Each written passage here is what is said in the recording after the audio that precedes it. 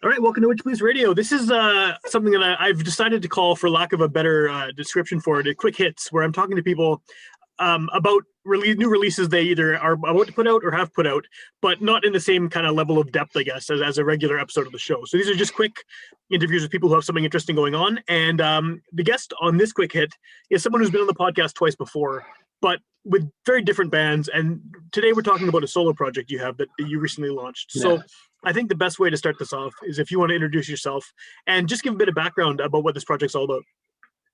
Yeah, well, I'm Eric Jaworski, member of TUSK, member of Gerry Hatricks from previous episodes. The new project is called Animal Aesthetic. So far, it is entirely solo, everything from writing to recording, performance, mixing, mastering. I've so far done all the artwork for it. Cool. It's sort of just an exercise to sort of see what I can do all on my own, I guess. Well, and it's interesting because, you know, when you told me that you were doing this, I think of you as a drummer. And I mean, there's obviously a lot more than just drums happening on this music. You're singing, there's lyrics, there's vocals. Have you always kind of had this in your back pocket, this project idea of putting out a solo project? Yeah, I mean, I had done pretty much 2 years after I started playing drums, I started playing guitar. And from that moment, I was like, okay, I want to write songs too. I just have always been very slow moving on that front. And I've always sort of, whenever I'm in a band, let that be the priority. Let me make sure I'm fully there creatively for that. Sure. But with pandemic, I just had so much time and so many songs I was sitting on. And I was just like, it's time to do this. It's time to, mostly so I could start working on new songs too, because some of the songs that I'm going to be releasing are already like 4 or 5 years old for me. So I've got stuff I want to work on now. Yeah. No, that's awesome. So, well, I mean, I think that, you know, based on the projects you've been in before, those two you mentioned, Gerry Hatricks and TUSK, they're very sonically different from each other to start with. And then this is, you know, a further departure, I guess, from what people might expect from those two bands. So how do you sort of define the type of music you're playing with this project? Yeah, like well, the reason I called it Animal Aesthetic is because I wanted to leave it vague to interpretation. Like that sounds like it could be a punk band. Sounds like it could be all. I think it could be anything. I think the constant threads are that there's some dreamy guitars in there, like some Police-esque guitars. Cool. It's usually fairly straightforward in terms of like songwriting, and like it's definitely not prog, like something like this doesn't have these weird crazy departures or anything like that, like maybe TUSK or Gerry Hatricks do. Yeah, but so it's a little more poppy in that regard, but like, yeah, I'd say dreamy and like straightforward are probably the two most connecting threads. It's always so hard to pin down like a genre, but it is with anything for sure. But is this more kind of, I guess, accurately you as a musician? Like, is this style something that you are sort of more expression of yourself, and then the other bands, you're just kind of playing a genre that's been established by the other musicians?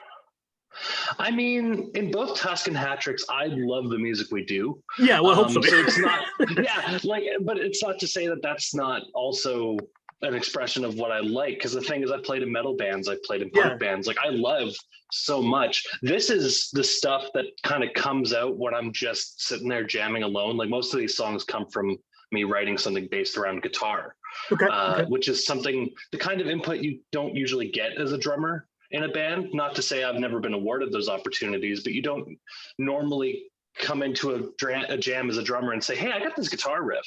Of course, yeah. It doesn't usually go that way. So it's, a lot of it does stem from how I play guitar and then sort of react around that. Like it's interesting drumming to my own songs because I almost have to turn off the fact that it's my own music and try and be like, okay, well, how would I approach this if I was just coming in blind? Sure. Which is hard. Yeah, no, I believe it for sure. Yeah. So this single that you have out now, what's the reception been so far? I mean, because again, I'm assuming most people who are aware of you musically know of you as a drummer and know of you through your involvement with, you know, current bands and past bands, right?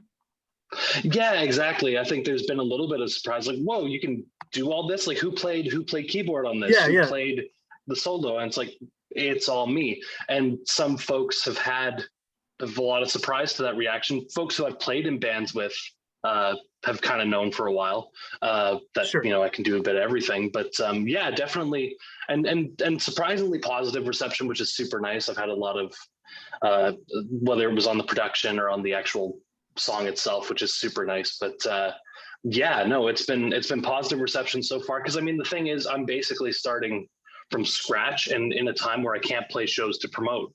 Yeah, of course, yeah. Already hitting 100 likes on Facebook to me is a milestone, because it was maybe 20 from like close family before I put the single out. So sure, yeah. Well, that was kind of what I was going to ask next, actually, is, I mean, obviously the pandemic's happening now. No one can play shows.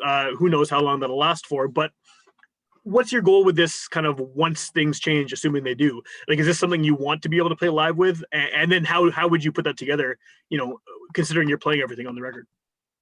Yeah, I would definitely love to play this stuff live. The nice thing about having been in as many bands as I have been, and knowing so many people, is that especially now that there's something out there that people can get a reference on, it becomes a lot easier to ask folks like, hey, would you want to join me on this on stage? Like, you don't necessarily have to join the band or anything, but just like to find a drummer, to find a guitar player would be that much easier. Because I definitely would like to play it out for sure. Especially once I get sort of the bulk of the music out. So it's sort of the jumping off point. At first, I think this was a challenge to see how much I could do myself from like start to finish. And now that I've done so much entirely alone, I definitely wouldn't mind getting more minds on it. Because the thing about doing it all yourself is it takes a long time. Yeah, no doubt. Yeah. What would be your role on stage if this was presented live? Would you just be doing vocals, or would you be behind the drums, or where would you be? I would probably be doing singing, guitar playing. Okay. Like Dave Grohl-esque, I guess. Yeah. Is the simplest way to put it. Well, this whole project is kind of Dave Grohl-esque in the sense that you're a drummer with this secret solo project, right? That you've been working on behind the scenes. Yeah. A la Dave Grohl, a la Phil Collins. Sure, yeah. Right.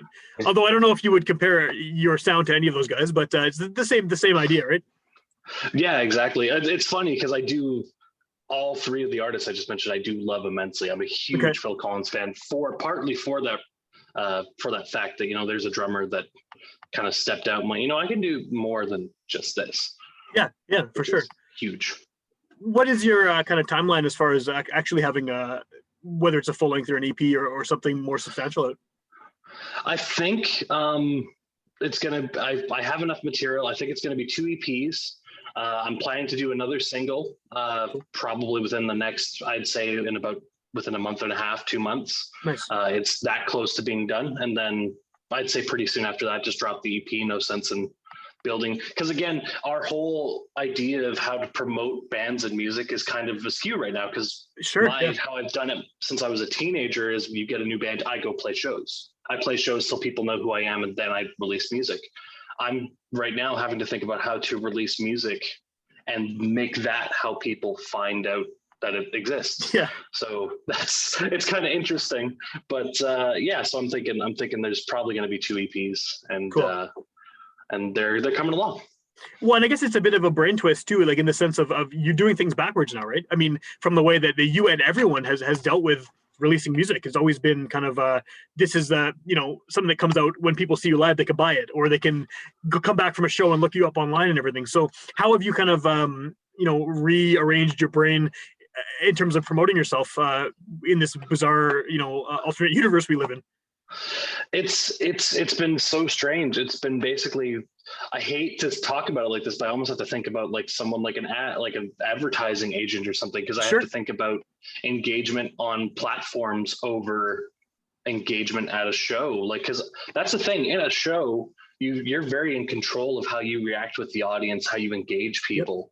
On a social media platform, all you have are the words you type and the images you post, and then of course the content itself. Yeah. So like, that's why I took the time. That's why everything has such a heavy branding to it already, is because I was like, I need people to be able to look at this and remember it, because they're not going to be able to have the experience of watching me to remember it by. I need a strong visual, or for sure. It might not stick. Well, yeah, and you're also in a situation where everyone is doing the same thing right now as well, because everyone is sort of trying to scramble to figure out a way to get their music heard and get people to know that it's available, in this ecosystem where everyone's kind of online, floating around, not knowing what's happening. So yeah, it's a weird time to release music, I think, for sure. Absolutely. It was a fantastic, the first lockdown was a fantastic time to get stuff done. Yeah, I got no more doubt. Yeah. done. I had a month where I was completely off due to, of course, COVID. And I think I got more tracking done in that month than I'd done in like the 2 years prior Nice. in 1 month. Like it totally was what switched on this project basically. But the fact that it's not gone, now I have to consider the whole thing in the scope of COVID. And it's interesting. It's a challenge, but it's fun too, in a way. Like you think about it, like, I don't know, most bands don't have their logo made before they have music out, you know? That's true. Yeah, yeah. So obviously COVID is still happening and it'll be pandemic for a while. Where can people find the single that you have out now? And what's the best way to kind of keep in touch with you to find out what you'll be doing in the future? Yep. So it is out now on Bandcamp, $1 or however much you want to pay. It's going soon to be on Spotify, Apple Music, streaming platforms. I'll be posting when that becomes available. And yeah, the Facebook page, you can follow me there, as well as Instagram. Okay. I believe it's Animal Aesthetic Band on both, with underscores on the Instagram. And yeah, like I'm going to be, or even if you already have me as a friend on Facebook, I'm going to be posting about it a lot now. But yeah, there's going to be more stuff coming down the pipe. I'm planning to do some like little song dissections as well. That'll be fun. Oh, cool. So yeah, there'll Very be cool, stuff yeah. to see. Awesome. Well, I'm glad you're doing it, and I'm looking forward to hearing more of it. And it's, I guess, like the one silver lining about the pandemic is that it gives people the opportunity to actually kind of delve into projects maybe they'd wanted to do, or just have had the time now to sort of hammer out. So it's cool you're doing this, and yeah, I look forward to hearing more songs from you. Absolutely, yeah. I look forward to getting it out. Like I said, I've been sitting on it for a number of years now, so it's Yeah, time. for sure, for sure.